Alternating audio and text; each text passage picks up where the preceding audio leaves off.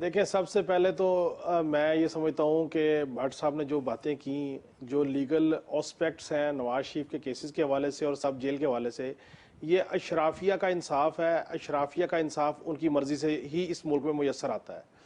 दूसरी बात यह है कि जहांगीर तरीन के साथ भी वही हाथ हुआ जो मैं समझता हूँ नवाज शरीफ ने सदर आसिफ जरदारी साहब के साथ हाथ किया कि कोई सीट एडजस्टमेंट नहीं होने जा रही।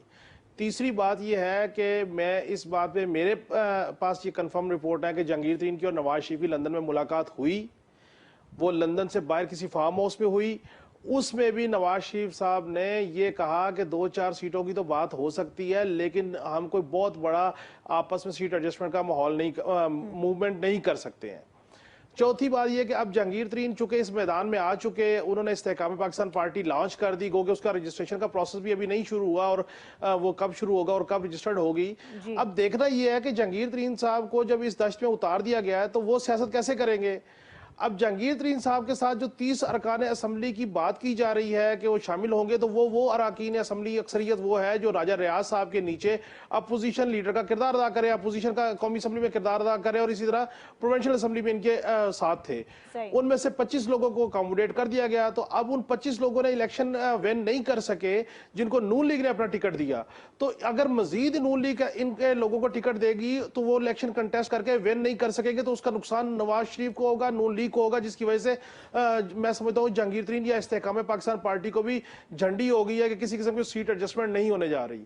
जहां तक बात है असेंबली के डिसॉल्व होने की, ये बात बिल्कुल ठीक है कि अगर आप जमहूरी लोग हैं, जमहूरियत का राग अलाप रहे हैं और आप कंटिन्यूटी ऑफ डेमोक्रेसी पे बिलीव करते हैं, तो फिर आपको ड्यू टाइम पे असेंबली डिसॉल्व करनी चाहिए।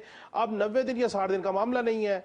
और पांचवी बात यह है कि इलेक्शन कमीशन के पास बिल्कुल इख्तियारात हैं। इलेक्शन कमीशन अनाउंस करेगा डेट को, लेकिन इलेक्शन कमीशन विदिन आइन वो करेगा, इल्ला ये कि कोई बड़ा मसला ना बन जाए। मतलब जैसे मॉनसून का एक स्पेल आ रहा है, मॉनसून शुरू हो जाता है, या कोई खुदा ना खासा सैलाब की सूरत बन जाती है, कोई और ऐसी वर्स्ट पोजीशन बन जाती है जिसकी वजह से इलेक्शन को गैर मामूली तौर पर डिले ना करना पड़ जाए। लेकिन इलेक्शन जो है वो 60 या 90 दिन के अंदर ही होने हैं।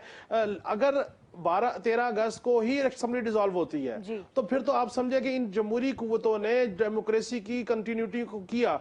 और अगर आपने एक दिन भी या 10 दिन भी पहले कर दिया, जो कि तवक्को ये की जा रही है कि शायद ये 90 दिन का ऑप्शन अडॉप्ट करेंगे, मुनव्वर भट्ट साहब की जो राय है उस हवाले से मैं इत्तेफाक करता हूं कि 90 दिन का ऑप्शन अडॉप्ट करेंगे। लेकिन मैं आपको एक बात जाते जाते खबर जरूर शेयर करता चलूं।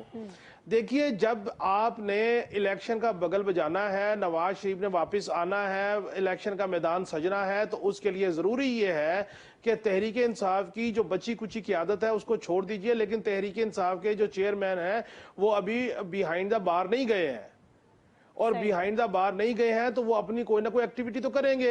ऐसा तो नहीं है कि वो भी जलसे जुलूस तो वो भी करेंगे। जमानतों पे तो अब तक वो भी फिर रहे हैं।